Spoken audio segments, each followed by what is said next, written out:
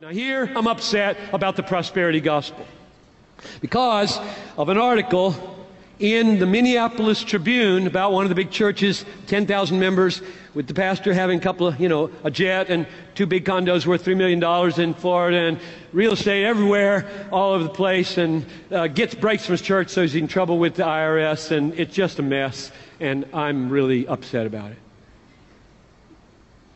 Because in the article, one of the leaders was quoted about being a salt, and I just hit the roof. I just went ballistic. What do you think the salt of the earth is? Well, you're the salt of the earth, but how? Let's go to Matthew 5. Quick. Matthew 5.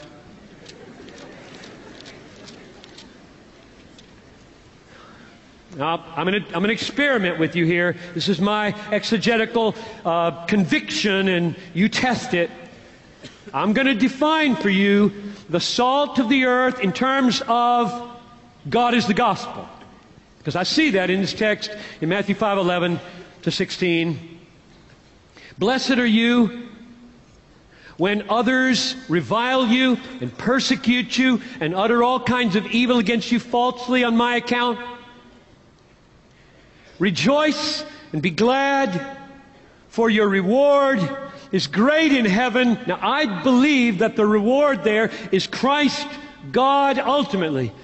I believe in degrees of rewards in heaven, but ultimately every reward is leading to God, and He is the final reward.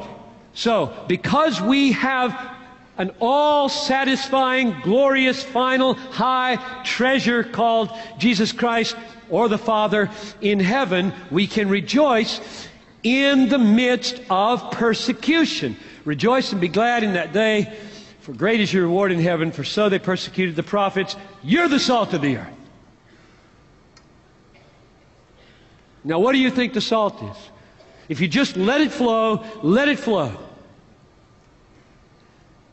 I'll tell you what it's not. Wealth. And here's why. Prosperity gospel is no gospel because what it does is offer to people what they want as natural people.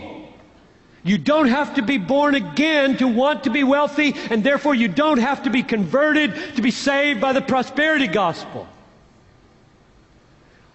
When you appeal to people to come to Christ on the basis of what they already want, 1 Corinthians 2 makes no sense.